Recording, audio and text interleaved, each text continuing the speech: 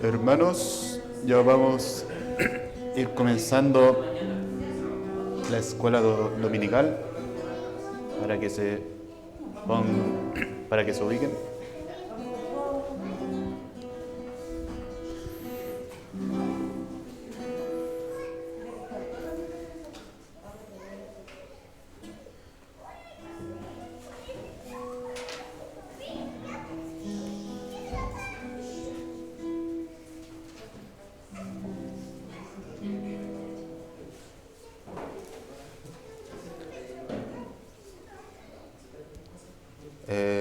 El micrófono. ¿Alguien de audio?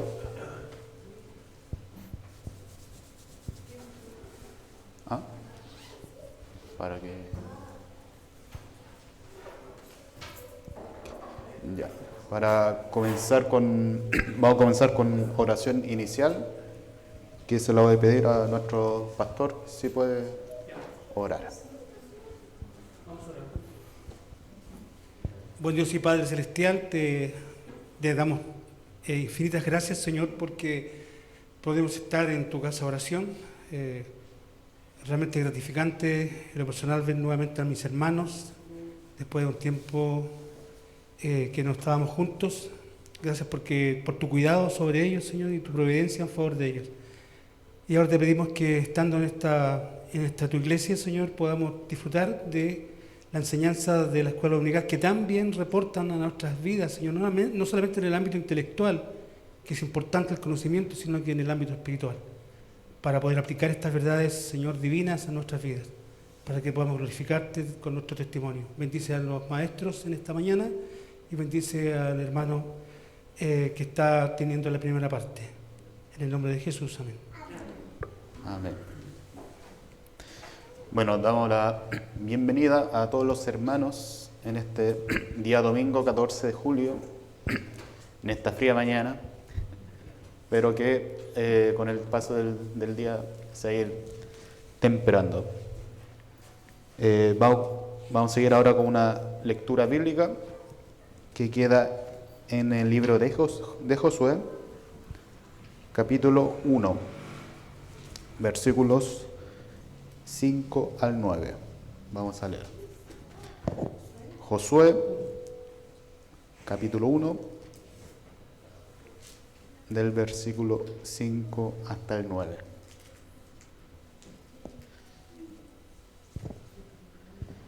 Y dice: Nadie te podrá hacer frente en todos los días de tu vida. Como estuve con Moisés, estaré contigo. No te dejaré ni te desampararé. Esfuérzate y sé valiente, porque tú repartirás a este pueblo por heredad la tierra de la cual juré a sus padres que la daría a ellos. Solamente esfuérzate y sé muy valiente, para cuidar de hacer conforme a toda la ley que mi siervo Moisés te mandó. No te apartes de ella, ni a diestra ni a siniestra, para que seas prosperado en todas las cosas que emprendas. Nunca se apartará de tu boca este libro de la ley, sino que de día y de noche meditarás en él, para que guardes y hagas conforme a todo lo que en él está escrito, porque entonces harás prosperar tu camino, y todo te saldrá bien. Mira que te mando que te esfuerces y seas valiente. No temas ni desmayes, porque Jehová tu Dios estará contigo de donde quiera que vayas. Amén. Bueno, a pesar del arduo frío, estamos aquí adorando a Dios, que es lo importante, ya que siempre Dios nos estará protegiendo y cuidando. Ahora pasaremos a un periodo de alabanzas, así que nos ponemos de pie para alabar a nuestro Dios. La primera alabanza será Los cielos cuentan.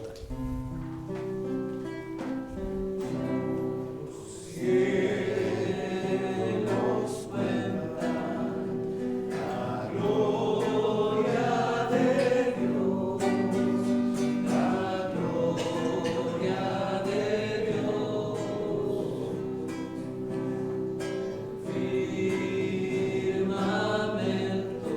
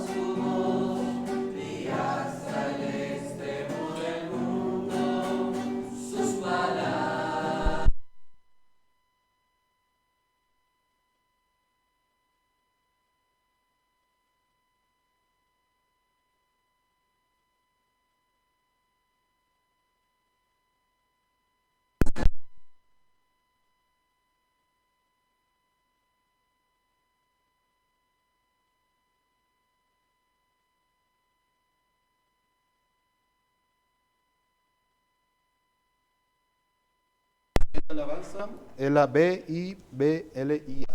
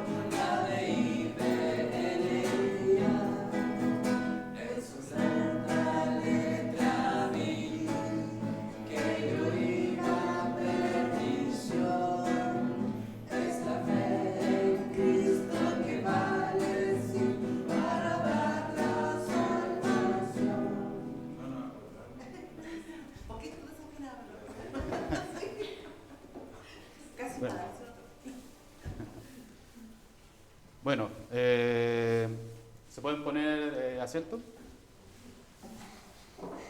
Ahora vamos a dividirnos en clases y las clases van a durar 30 minutos. Así que a las 11:15 hay que estar de vuelta al templo. En esta ocasión, nuestro pastor va a estar con los adultos. Sí, el hermano David.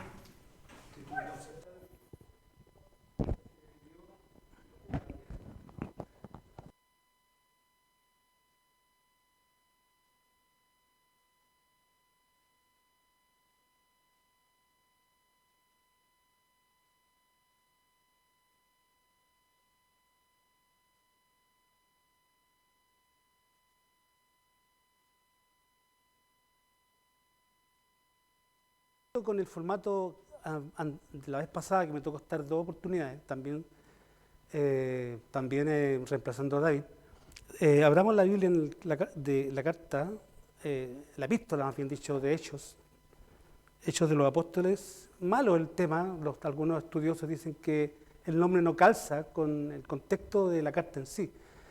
Entonces, el mejor título que podría darse, Hechos del Espíritu Santo. ¿Cierto? Porque en el momento en que el Espíritu Santo, en el capítulo 2 de este mismo libro, desciende, de acuerdo a la promesa de Joel y otras promesas antiguo-testamentarias con respecto a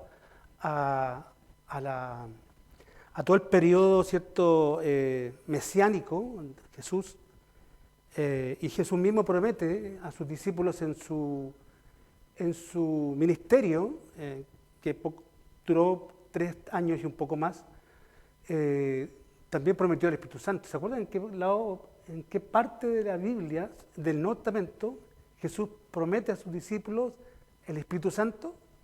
Recordemos que estamos en la escuela dominical. En los evangelios, pero básicamente...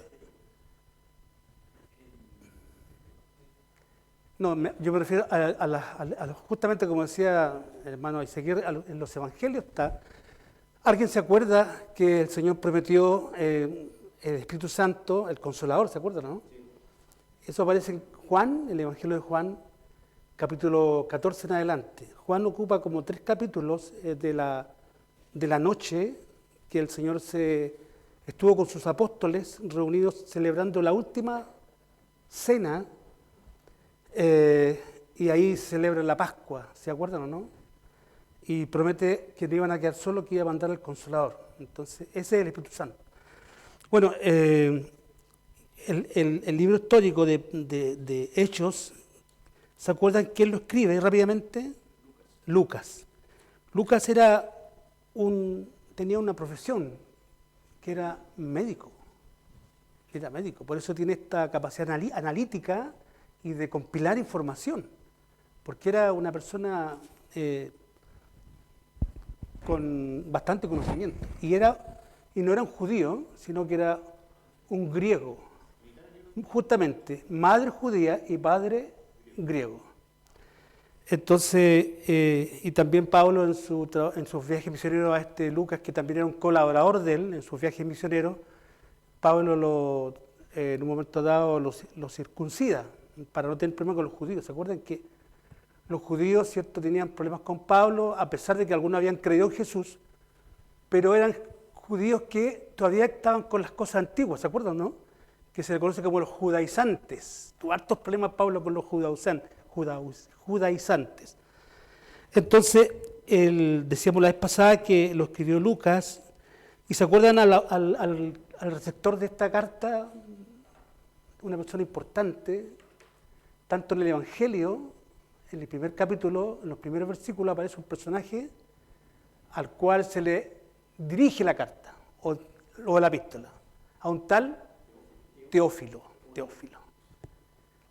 Teo es Dios, amante de Dios, o uno que ama a Dios. Da la impresión de que era un creyente, porque otros dicen que puede ser una persona que tenía ciertos grados económicos acaudalados, amigo de, y que le permitiría, ¿cierto?, pagar esto que significaba la escritura, escribir o tener. Entonces era una persona que era aparentemente importante y amigo de Lucas. Quiero rápidamente avanzar al capítulo 9. Capítulo 9 de Hechos. Este capítulo es como un capítulo de bisagra, o quizá el capítulo 8,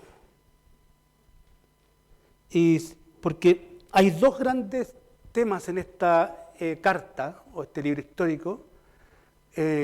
Primeramente, se nota ahí los primeros 40 años de la Iglesia. 40 años de la Iglesia. Aún no se registraba el Nuevo Testamento, aún el canon no estaba terminado, estaba recién comenzando. Por eso aquí tú te encuentras con profetas y con los apóstoles, evangelistas, que eran las personas encargadas de predicar la palabra, llevar la palabra, el evangelio. Pero en cuanto a escritos, no estaban. Uno dice, pero pastor, ¿cómo estás leyendo el libro de los Hechos? Este fue posterior. Acuérdense que Lucas está narrando una historia previa, debo decir, previa a los escritos. Los primeros 40 años la transmisión del Evangelio fue de forma oral. Y los judíos tenían una capacidad tremenda de memorizar textos del Antiguo Testamento, capítulos completos.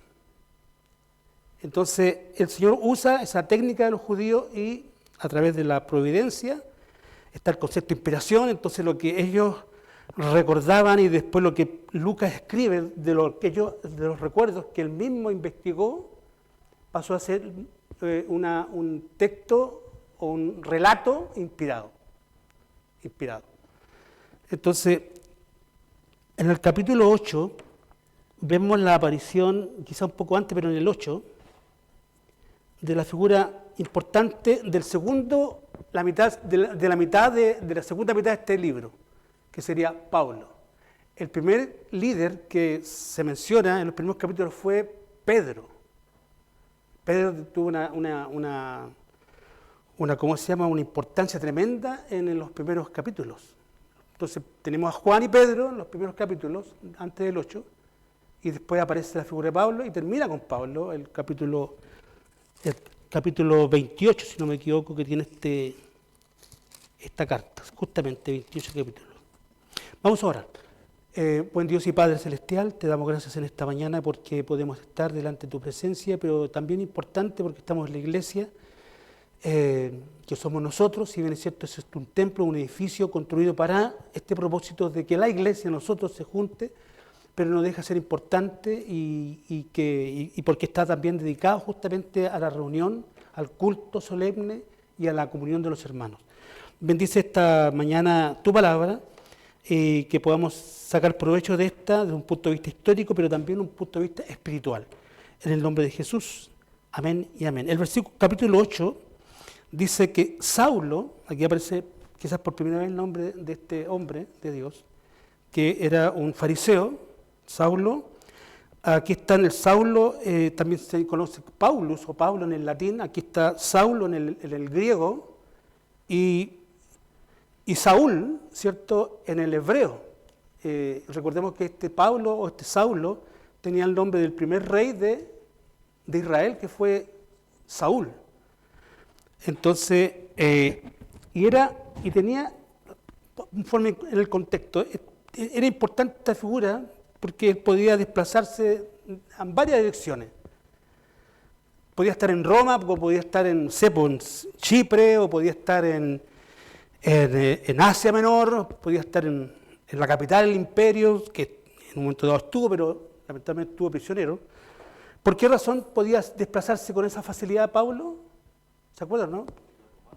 Porque tenía justamente, no solamente era judío, sino que tenía una ciudadanía romana que lo hacía muy importante.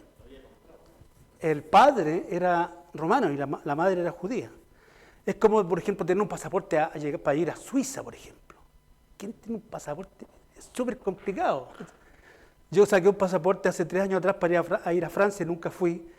Primer año, tampoco el segundo año, y ahora me sirvió el pasaporte, pero ya en ese tiempo, cuando lo saqué hace 3 años atrás, un poco más, igual era carito. ¿Ah? Entonces, tener esa ciudadanía era la posibilidad, en la providencia de Dios, que este hombre tuvo esa libertad de desplazamiento, ¿cierto?, que le permitió llevar el Evangelio a la Asia Menor a través de 3 viajes misioneros. Bueno, aquí aparece la figura de Saulo, hermano Jorge, que el Señor te bendiga. Y dice que este hombre, Saulo, consentía en su muerte. ¿A qué se refiere? A la muerte de Esteban, el primer mártir del cristianismo, el primer mártir del cristianismo. En aquel día hubo una gran persecución. Después de la muerte de Esteban empezó la persecución a los cristianos, no en Roma, sino que ahora, inicialmente, en Judea, en Palestina. Una gran persecución contra la iglesia que estaba en Jerusalén, y todos fueron esparcidos por las tierras de Judea y de Samaria, salvo los apóstoles. Versículo 2. Y hombres piadosos llevaron a enterrar a Esteban, e hicieron gran llanto sobre él. Y Saulo asolaba, dice, mira, Saulo asolaba. O sea, era como, no sé, era como la Gestapo, como la policía secreta. Bueno, ustedes saben que todos los gobiernos, sobre todo los gobiernos poderosos, tienen policía secreta, ¿no?, para contener las conspiraciones, la rebelión y todo eso. Y el cristianismo ya en aquel tiempo, por lo menos en el concepto de Pablo, ya era un peligro para su fe, porque él decía que él era fariseo, lo dice en Timoteo, si no me equivoco, en Filipenses dice que él era fariseo de fariseos. ¿Ah? Entonces, él tenía poder y él tenía una odiosidad tremenda por esta secta que estaba de alguna manera afectando su fe. Y Saulo dice que asolaba a la iglesia y, entrando casa por casa, arrastraba a hombres y mujeres y los entregaba en la cárcel. Esa era la tarea de Pablo. Él se había posesionado de eso, era su vida, se había propuesto hacer eso en defensa del judaísmo. Entonces dice el versículo 2, y hombres piadosos. ¿Qué quiere decir la palabra piadoso? Una palabra que de repente la vemos en la Biblia, pero muchas veces no sabemos la terminología. ¿Piadoso? Temeroso, pero más apunta más el hombre o la mujer que ama a Dios. Impío es lo contrario, bueno, que aborrece a Dios. Entonces dice que hombres piadosos, ¿cierto?, hombres que amaban a Dios, seguramente eran justamente cristianos, porque tuvieron la delicadeza justamente de tomar el cuerpo. Y se recuerdan cómo fue muerto este hombre, ¿no? Este primer discípulo fue lapidado, que era una forma tremenda, terrible de muerte, ¿ah? Y eso está cierto, eso estaba aceptado en el Antiguo Testamento. Hay gente que no considera el Antiguo Testamento porque lo encuentra en unas partes, en unos versículos, unos pasajes, una tremenda crueldad. Por ejemplo, la lapidación está en la ley de Moisés, está en las leyes mosaicas, pero bajo ciertas circunstancias. Lo que pasa es que en el tiempo de Jesús la ley había sido distorsionada y se usaba de mal manera, ¿cierto? Por ejemplo, cuando Jesús habla del matrimonio, él encara a los judíos que ahora por cualquier cosa pedían carta de divorcio, ¿se acuerdan, no? Quizás porque no le echaba sal a la sopa, o poco o menos sal, se divorciaban. No, ustedes se ríen, pero esa cuña que tienen los judíos para poder librarse del matrimonio, no era lo esencial que decía la ley. Ellos habían tergiversado hasta la ley. Entonces, dice, y hombres piadosos llevaron a enterrar a Esteban e hicieron gran llanto por él. ¿Se recuerdan qué oficio tenía Esteban? El oficio de este hombre que fue muerto, diácono. Sí, en un momento dado hubieron problemas con los griegos. Nos dice que había crecido tanto la iglesia, 5.000 primeramente, después 3.000, que se habían convertido al evangelio, y ya de 12 hombres se habían pasado, o sea, tremendo, una iglesia tremendamente grande. Entonces tenían problemas de la atención. Entonces aparentemente los apóstoles estaban preocupados porque ellos tenían que dedicarse a la palabra. ¿Se acuerdan, no? Entonces vamos a elegir entre nosotros a 6 hombres piadosos, ¿sabes? Que tuvieran ciertas características o ciertas cualidades que hicieran el distingo entre los demás. Y uno de los tantos que eligieron, que eran 6, uno era Esteban y el otro era Felipe, los más que salen en la palabra. Felipe, el evangelista, y Esteban, también un hombre lleno del Espíritu Santo, y dicen que eran hombres llenos del Espíritu Santo. ¿A qué se está refiriendo llenos del Espíritu Santo? En el contexto del Nuevo Testamento, o cuál es tu idea o tu impresión, ¿qué significa cuando la Biblia dice lleno del Espíritu Santo? El Espíritu Santo envolvía, el que creía el Espíritu Santo la movía, él obedecía por lo que movía, por lo que le guiaba. Claro. Guiaba. Bueno, sabemos que cada creyente, esto no es algo particular para una élite religiosa, cada creyente recibe el Espíritu Santo. En el momento de la conversión reciben el Espíritu Santo. Pero cuando aquí se refiere llenos del Espíritu Santo, no se refiere a como otros grupos cristianos de la actualidad hablan de ser llenos del Espíritu Santo, por ejemplo, hablar en lengua o hacer sanaciones. Cuando la Biblia se refiere a ser lleno del Espíritu Santo se está refiriendo a un cristiano, ¿cierto?, que está dominado, controlado por el Espíritu Santo. O sea, esta persona tiene un control como creyente. Lleno del Espíritu Santo, como Colosenses se lo dice que ser lleno del Espíritu Santo es ser lleno ¿de la qué? De la palabra de Dios. Entonces hay ideas muy estrambóticas hoy por hoy. Ser lleno del Espíritu Santo, hablar lenguas, tener visiones, ser profeta, ser apóstol. No, es una mentira del diablo. Ser lleno del Espíritu Santo es ser un hombre controlado por Dios y por el Espíritu Santo, sujeto al Señor. Su vida está supeditada a Cristo. Ya Él no se gobierna por sí solo. Ahora Él tiene un Rey y Señor que es Cristo, que gobierna nuestras vidas. Esto es ser lleno del Espíritu Santo. Un hombre que tiene una vida consecuente a lo que dice creer. Y eso muchas veces nos cuesta la vida. Entonces, y Saulo asolaba la iglesia y entrando casa por casa arrastraba a hombres y a mujeres y los entregaba en la cárcel. Familias completas. Pero los que fueron esparcidos, versículo 4, capítulo 8, pero los que fueron esparcidos iban por todas partes anunciando el Evangelio. Esparcidos, ya empezó la persecución. Pero no chillaban, no se levantaban. Yo sé que igual es complicado, ¿cierto? Es despojarse de sus cosas que te ha costado toda la vida, que te desarraiguen de tu realidad, de tu familia, que separen en familias completas, que las familias estén divididas por causa del Evangelio, me imagino. Esto ocurre en la política. Hay familias, por ejemplo, en el tiempo, no sé, de las políticas fuertes en Chile, habían familias que estaban divididas por causa de la política. Aquí había familias que estaban divididas por causa de la fe. Entonces, familias que denunciaban a las propias familias. Por causa de Cristo. Entonces fue un caso tremendo. Pero a pesar de ello, dice que la iglesia, ¿qué iba haciendo? Crecía. Pero los que fueron esparcidos iban por todas partes anunciando el Evangelio, hermanos queridos. Anunciando el Evangelio. ¿Cómo podemos decir? Qué impresionante, qué tremendo. Siempre digo, nosotros terminamos siendo muchas veces cómodos y no queremos salir de nuestro confort y no queremos arriesgar nada, ¿cierto? Pero aquí estas personas, pero tipo es un término no tan malo, no es despectivo, depende, pero bueno, perdón si usé este término que no.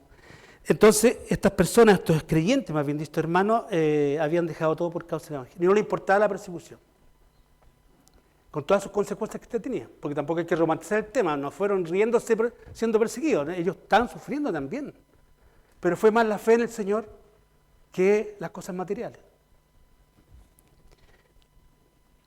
Dice en versículo 5, entonces Felipe, descendiendo a la ciudad de Samaria, les predicaba a Cristo. ¿Oh? Felipe no es el Felipe apóstol. No.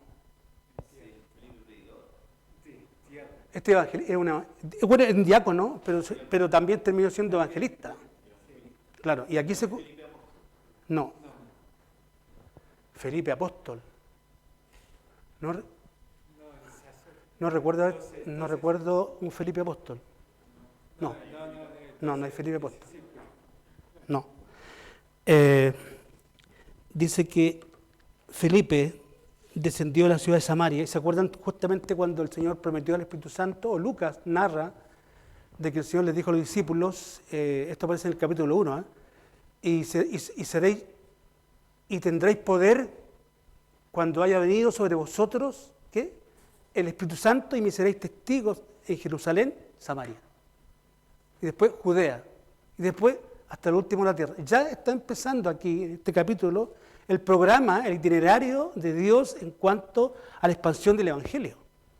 Y hay que ser una tremenda, es una bisagra histórica para el pueblo judío, porque el pueblo judío, antes de la venida del Espíritu Santo, era el pueblo exclusivo de Dios. Ellos se creían ser los exclusivos del Señor, de Dios. Entonces cuando Jesús predica el Evangelio ya no es para solamente ellos, sino que para todo el mundo. ¿Y cómo se llevó a cabo esta tarea mundial, este alcance mundial con la palabra del Señor?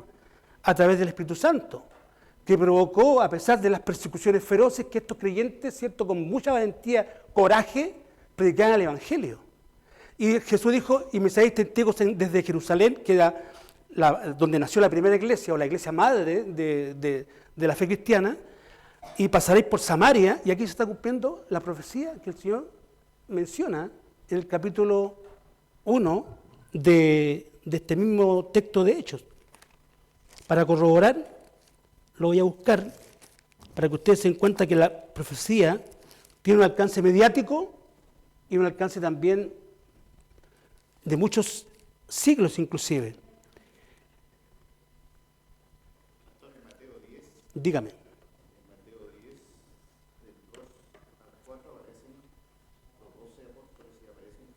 Felipe. sí. Ah, qué bueno. Eso. No, hay otro Felipe, claro. Sí, otro Felipe. Por ejemplo, el capítulo 1 de este mismo texto de Hechos, véanlo, capítulo 1 de Hechos, versículo 6 dice, entonces los que se habían reunido, le preguntaron diciendo, Señor, ¿restaurarás el reino a Israel en este tiempo? Son preguntas que los discípulos hicieron a Jesús antes de su partida. Y él les dijo, no os toca a vosotros saber los tiempos o las sazones que el Padre puso en su sola potestad, se refiere a la segunda venida, o se está refiriendo al regreso del Señor. Pero recibiréis poder, dice. Y aquí está la promesa de Jesús, que se cumple en Hechos capítulo 2. Pero recibiréis poder cuando haya venido sobre vosotros el Espíritu Santo, y me seréis testigos en Jerusalén, en toda Judea, en Samaria, y hasta lo último de la tierra. O sea, esta profecía de Jesús que está aquí, escrita en el capítulo 1 del libro de Hechos, este mismo libro de Hechos, se cumple justamente ya en el capítulo 8, donde a través de la persecución los judíos empezaron a predicar el Evangelio.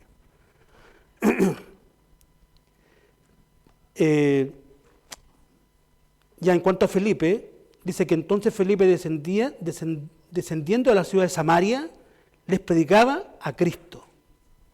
Y la gente unánime escuchaba atentamente las cosas que decía Felipe, oyendo, viendo las señales que hacía.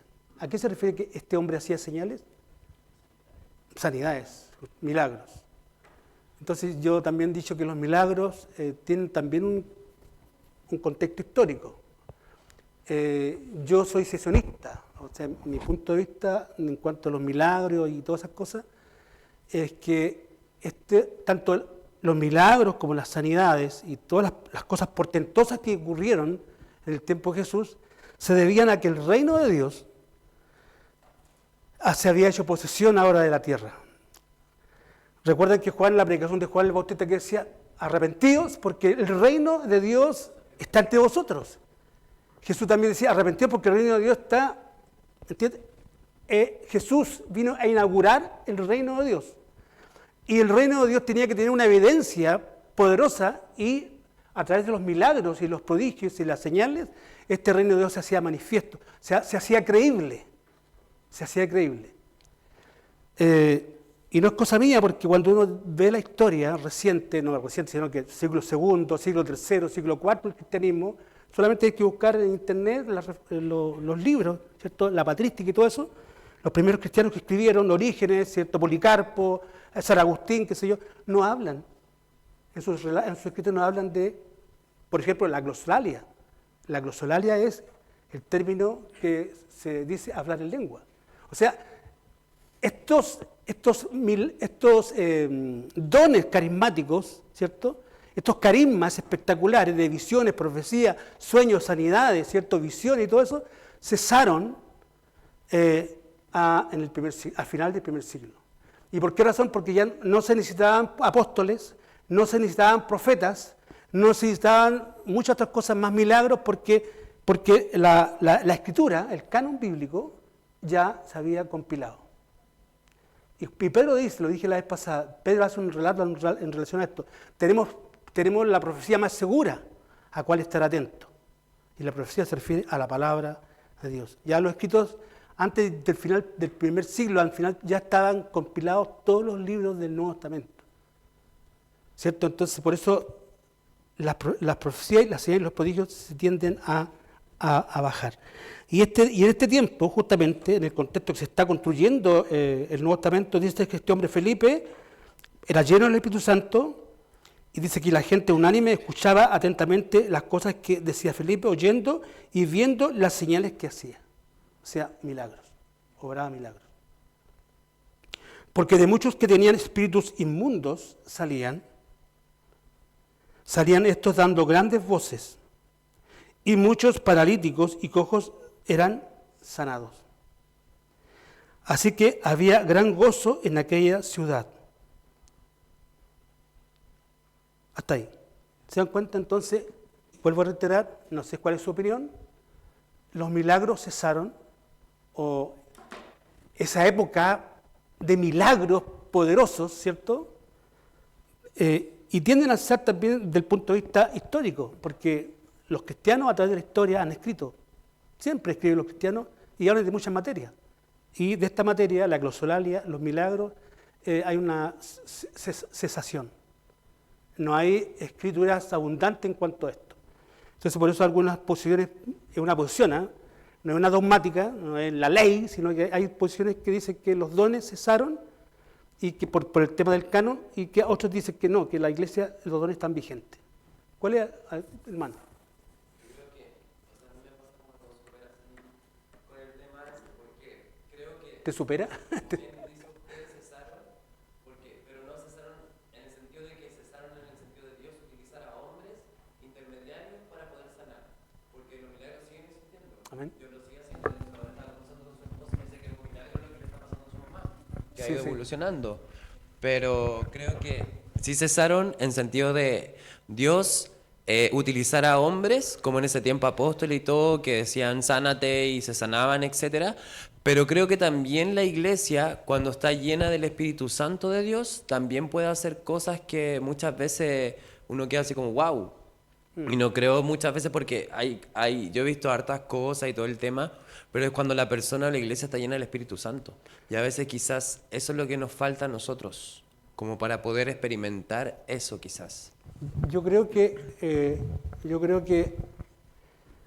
el obrar milagro, o que ocurra un milagro, que lo ocurren, no es la regla, sino que la excepción a la regla en este tiempo de la gracia.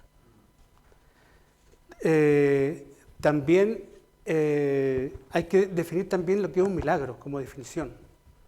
Porque, por ejemplo, me acuerdo que yo estaba en algunos grupos carismáticos donde ellos oraban y colocaban las manos sobre el balón de gas y el gas se multiplicaba. O oraban y el auto se llenaba de benzina. Yo pienso que eso ya es como pasarse la raya. Claro, y también la definición de milagro. ¿Qué es lo que es un milagro desde el punto de vista, en cuanto a definición? Desde el punto de vista bíblico. Es algo sobrenatural que inclusive viola las leyes naturales. Por ejemplo, ¿quién hace ahora que los muertos resuciten? Es un milagro sobrenatural. Pero resulta que ahora a todos se le dice milagro. Entonces hay que tener cuidado. Sabemos que un niño cuando nace viene al mundo es un evento de naturaleza, pero es algo usual, natural, pero no un milagro, porque no rompe ninguna ley natural. Entonces cuando Jesús predicaba, los muertos sanaban, o sea, resucitaban, los cojos podían, y la vista, ¿te das cuenta que está rompiendo el esquema natural de las cosas, el devenir de la historia misma? Es un milagro la profecía bíblica, por ejemplo. Isaías y Jeremías, por ejemplo, profetizaron 700 años antes de Cristo en cuanto a él, y todo tuvo un cumplimiento, pero exacto. Para que una profecía bíblica, yo siempre digo, se cumpliese, es un 10 elevado a la potencia no de cuántos miles de ceros. Es una probabilidad casi impensable, pero se cumplió. Entonces ahí tenemos un milagro, hermano.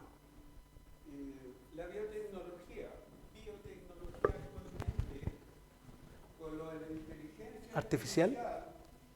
está proyectando el consciente colectivo de la humanidad actual, el pensamiento actual. Buenos días, hermanos. Buenos días, hermanos. En nombre de Cristo les saludo. La biotecnología actual ya está en el consciente colectivo. Todos sabemos que la inteligencia artificial vino para quedarse, ¿cierto? Y quedarse en los pensamientos ateos, qué sé yo, humanistas. Pero nosotros estamos pensando, estuve mirando la televisión, noticias, que decía que ya están hablando con las personas que han fallecido, ¿sí? Virtualmente, hablan con los muertos, como que la otra persona estuviera conversando con ellos. Nosotros sabemos que desde el punto de vista de la fe es diferente porque van por diferentes cauces, diferentes caminos. La fe va por un lado y la biotecnología por otro, pero es una realidad. La gente ya está hablando y nuestros nietos y bisnietos ya están en eso de la biotecnología. Lo mastican, lo saborean todos los días. Y en el mundo en que vivimos nosotros, los cristianos, pasamos como ser personas que vivimos en otros siglos, como que vivimos en otras épocas. Retrógrados. Como retrógrados. Lo que en un sentido no es ninguna desventaja, al contrario, porque damos a entender que lo que dice sí es cierto, porque hay una data de fecha antigua. Miles de años ocurrieron. Ahí está, pues. Entonces eso garantiza que en realidad nosotros vivimos una realidad ahora también. Pero para la biotecnología piensa que ahora, no sé, que la resurrección, la inteligencia artificial sea como una mini resurrección, como que la gente resucita, sigue viviendo y hablamos por medios virtuales.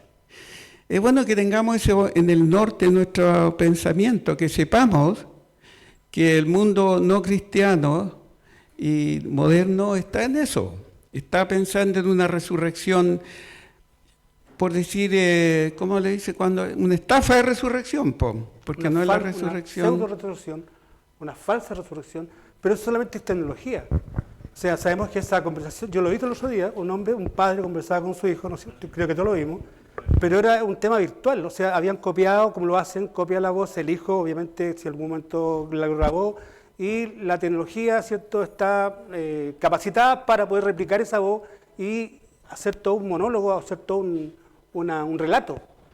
Pero eso sigue siendo, al final de cuentas, tecnología. Hermano, la última...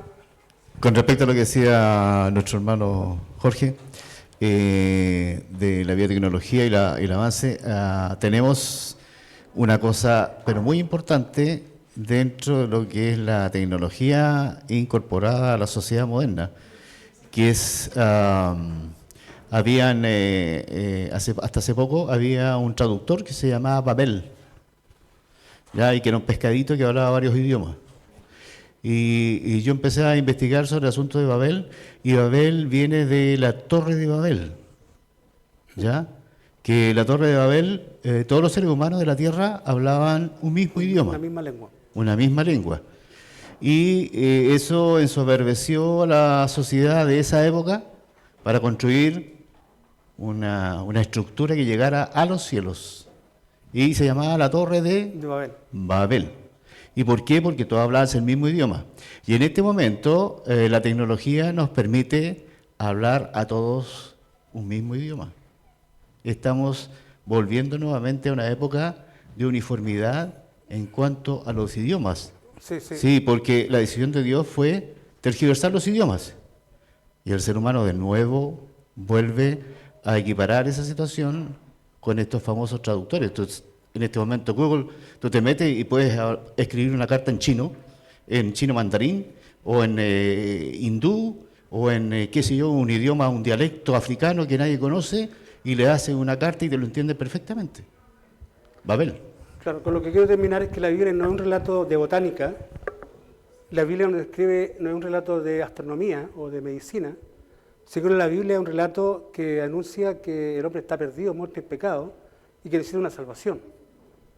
Entonces, y cuando uno lee la Biblia, justamente el gran mensaje es que el hombre está perdido. Y por eso Cristo hizo venida. Y por eso su predicación. Y por eso el llamamiento que hizo a sus discípulos. Y por eso la resurrección. Entonces, ese es el contexto de la Biblia, básicamente de principio a fin. Y creo también que la Biblia está cada día más actualizada, en el sentido que relata y hace un relato de los acontecimientos de ahora. Todo lo que está ocurriendo ahora, toda la destrucción y la matanza y la muerte y todo lo que uno ve que está no bueno, la Biblia ya lo tenía descrito. Y por su lado, este capítulo, capítulo 9, de hecho, está escribiendo justamente a ver cómo es la palabra, y con esto termino, no es contradicción, sino que como un hombre tan complejo y tan lleno de maldad y de venganza, cambia su corazón y se transforma en el más grande predicador del Evangelio del primer siglo, por lo menos, y uno de los más grandes apóstoles que ha dado el cristianismo. Entonces, y ahí vemos el amor de Dios. Porque siendo aún malos, dice la palabra, Cristo murió por los pecadores. Oremos. Correcto. Instrumento útil. Instrumento. Entonces, aquí vemos cómo se predicó el Evangelio a pesar de la persecución, se predicó el Evangelio y muchos cientos de miles llegaron al conocimiento de la verdad. Oremos para que también sea una realidad en nuestras vidas, amén. Como decía el hermano Poblete y hijo, que realmente seamos llenos del Espíritu Santo y que realmente podamos ver con nuestros propios ojos cómo conversiones se llevan a cabo. No solamente, me gustó la iglesia, qué bueno, ven a la iglesia porque aquí tenemos una mesa ping-pong. No, que esas cosas no sean los medios por los cuales el hombre y la mujer llega a la fe, sino que sea impactado por el Evangelio que nosotros también predicamos. Buen Dios y Padre Celestial, te damos gracias en esta mañana por poder leer tu palabra, examinar de alguna manera, de un punto de vista analítico, este texto, básicamente de la carta, el libro de los Hechos de los Apóstoles, y te pedimos que tú sigas añadiendo bendición y justamente que nos hagamos preguntas, que la palabra nos formule conceptos, Señor, que nos hagan pensar y reflexionar y entender de que tú estás vigente, Señor, porque tú eres el mismo ayer, hoy y por los siglos. Tu palabra no cambia. Cambiará el cielo y la tierra, pasará el cielo y la tierra, pero mis palabras no pasarán. Que esto así sea en nuestras vidas como creyentes. En el nombre de Jesús, amén y amén. Tú tienes.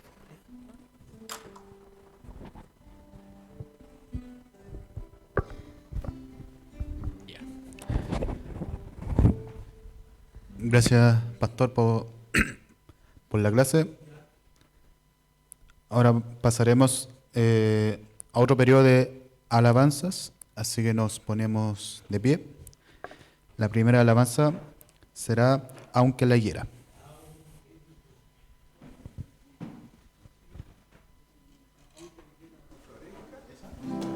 Sí.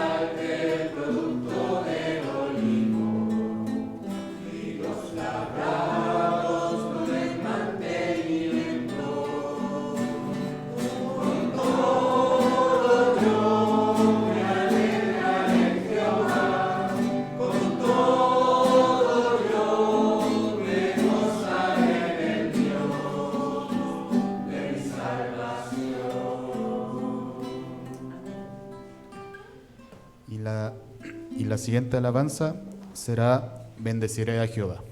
Salmo 34.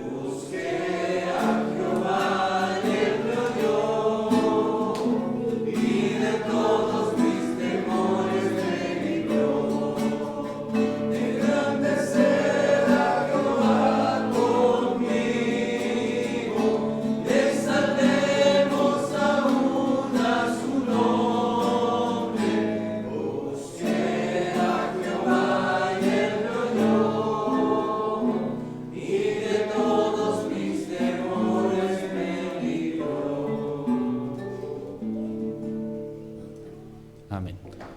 Nos ponemos, tomamos asiento.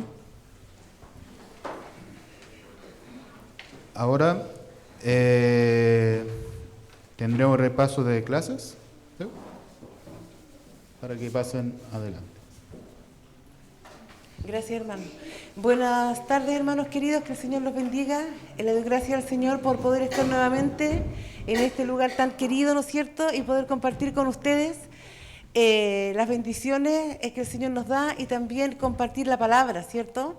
Entonces, primeramente agradecer porque el Señor me permite estar de nuevo acá. Yo siempre digo que es un privilegio estar aquí y pasaron varios domingos que por diferentes razones no estuvimos, pero de gracias al Señor y me dio tanta alegría, me va a dar un poquito de tiempo, entrar a la iglesia y verla tan linda, tan impecable, tan atendida, tan cuidada, los hermanos haciendo su trabajo. Es una bendición realmente, hermanos queridos. Yo le doy muchas gracias al Señor por cada uno de ustedes y por este lugar. Y también porque el Señor nos ha cuidado. El Señor nos cuidó en nuestro viaje, en nuestras vacaciones. Tuvimos nuestra pequeña luna de miel después de 38 años.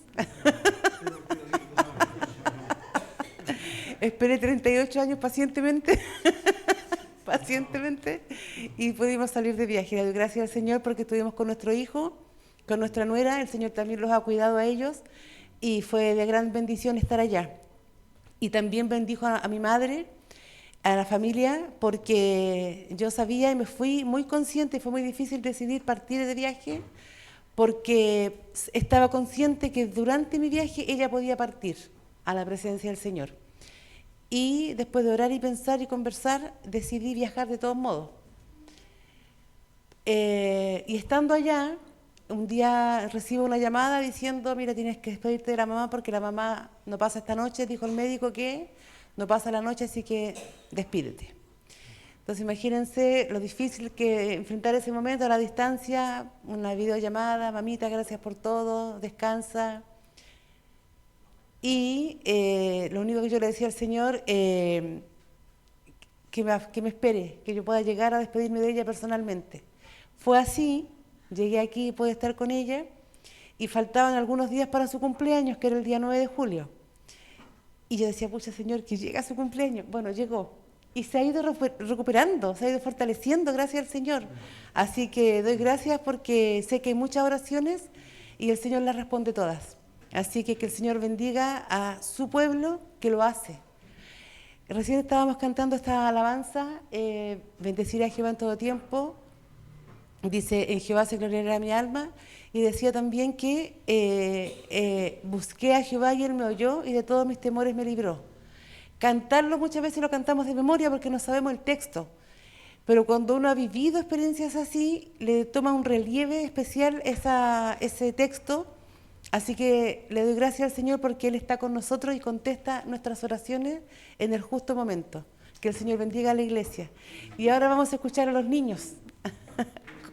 Le doy gracias al Señor porque pude volver también a mi clase. Bueno, ellos están viendo, como les dije, la creación en adelante, ahora están viendo, ya vieron la caída del hombre y vieron la primera consecuencia del pecado, ¿no es cierto? Que fue cuando Caín y Abel Caín mata a Abel. Iba a reescribir la historia. Y ahí entró la maldad. Y hoy día estuvimos viendo en detalle los primeros versículos del capítulo 6 de Génesis, donde la palabra explica claramente cómo el corazón y la mente del hombre estaba alejada de Dios. ¿Cómo era el hombre? Dice la Biblia que se multiplicó el hombre, ¿cierto?, en la tierra. ¿Y qué pasó con su corazón? ¿Eran buenos o malos? Eran malos. ¿Qué se multiplicó? Se multiplicó la maldad, ¿no es cierto? Se multiplicó la maldad. ¿Y Dios estaba contento con eso o no se daba cuenta? No. ¿Cómo estaba Dios con esto? No estaba contento. No estaba contento, ¿cierto? ¿Qué decidió Dios cuando dijo, pero tanta maldad? ¿Qué le pasó en su corazón? ¿Estaba triste o alegre?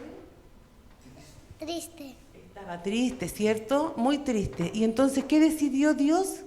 ¿Qué dijo Dios? Dijo, esta gente ya me aburrieron. ¿Qué dijo Dios que iba a hacer con ellos?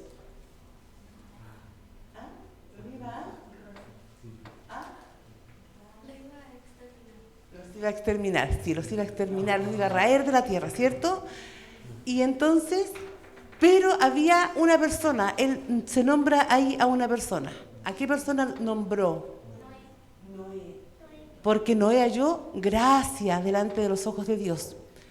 No importa cómo sean todos los demás, que nosotros hallemos gracia delante de los ojos de Dios es lo que nosotros tenemos que promover, que nuestra vida sea grata a los ojos de Dios y que seamos agradables a Él. Hasta ahí llegamos.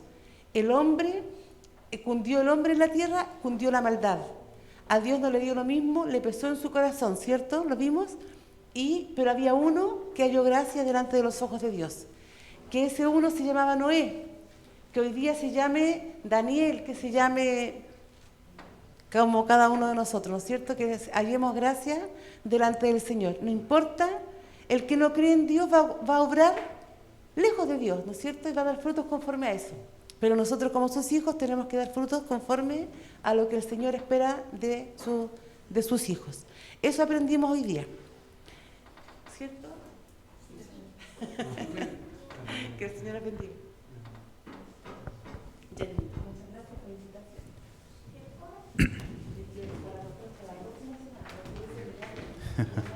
Gracias, hermana Elba, por el repaso de la clase de los niños. Ahora pasaremos a los cumpleaños. Si algún hermano o hermana estuvo de cumpleaños durante esta semana o aniversario de matrimonio.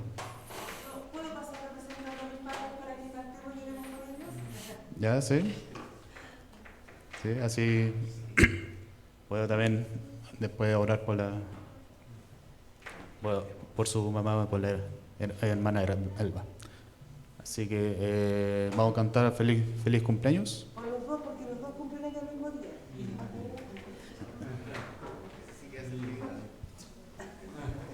El mismo día, no es posible. Nos ponemos de pie.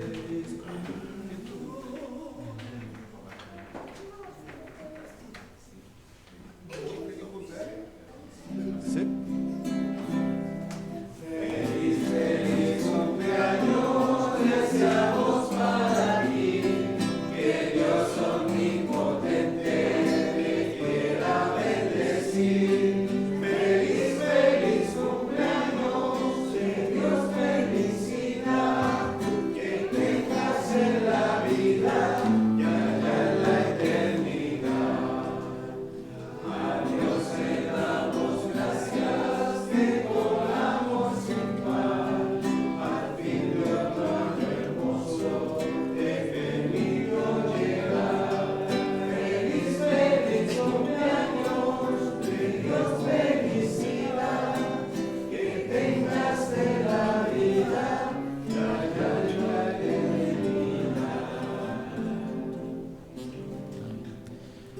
Le voy a pedir a nuestro pastor si puede, digamos, orar por nuestro hermano.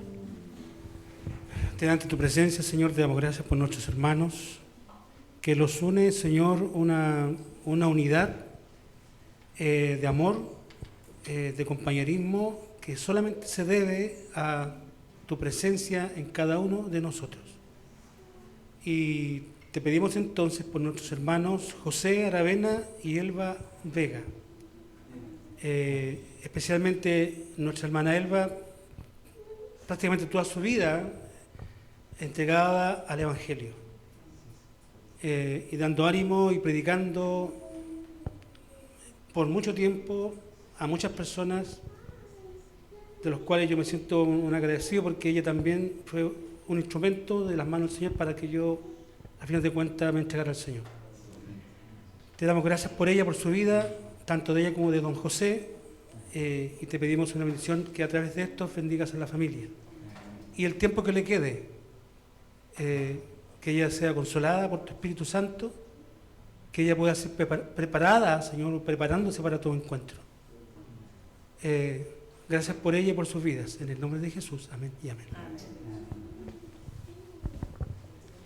Gracias, pastor. ¿Se pueden colocar asiento? ¿Tomar asiento? Ahora pasaremos al informe que en esta ocasión lo tendrá nuestro hermano Israel.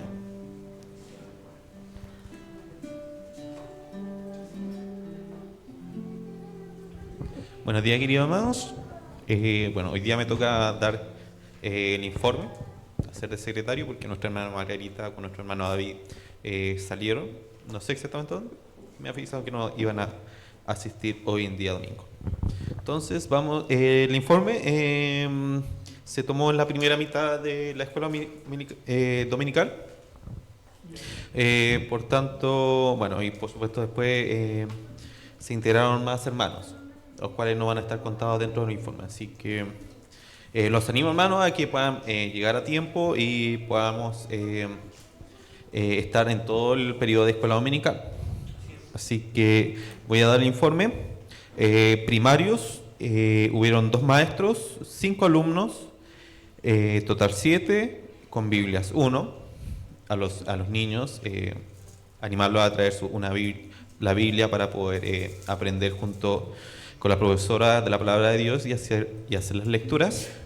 Y ofrenda total 2.100 pesos. Los adultos, hubo un profesor, 10 alumnos, total 11, Biblias 4. También animarlos a que traigan su Biblia para hacer las lecturas, y total 6.550 pesos. Totales generales, 3 maestros, 15 alumnos, total 18, con Biblia 5, ofrenda 8.650 pesos. Aprovecho de dar los avisos. Ya. Eso fue el informe de escuela dominical de hoy día, y los avisos es que yo creo que ya la próxima semana estaríamos reuniéndonos con el equipo de escuela dominical para tener una reunión para poder ver el trabajo que se ha hecho y que se iría a hacer. Y también respecto a sociedades, o sea, jóvenes, a fin de junio va a ser un nuevo encuentro, una nueva reunión distrital, y se hará acá en Bethesda. Así que julio, acá a fines de julio, 27 de julio. Así que animo a todos los chiquillos que puedan participar de esta reunión. Que es parte del programa de distrital, así que para pasar un buen momento de comunión y también de estudio de la palabra de Dios. Así que esos serían los avisos por hoy. Ya, gracias, hermano Israel. Ahora ya nos vamos a ir despidiendo de la escuela dominical.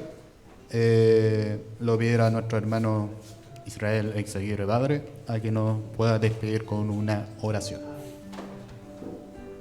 Oremos, hermanos. Amante Padre Celestial, te agradecemos esta oportunidad que nos has dado, Señor, de estar en esta escuela dominical. Te damos gracias por las clases recibidas, las clases impartidas. Bendice a nuestro pastor, Señor, y a los profesores. Y te rogamos que nosotros como alumnos nos des un corazón abierto para recibir tu palabra, atesorarla en nuestro corazón y, lo más importante, ponerla en práctica en nuestra vida diaria. Te lo rogamos por Cristo Jesús. Amén. Hemos terminado nuestra escuela dominical y estamos invitados a pasar al comedor a tomarnos un tecito desayuno.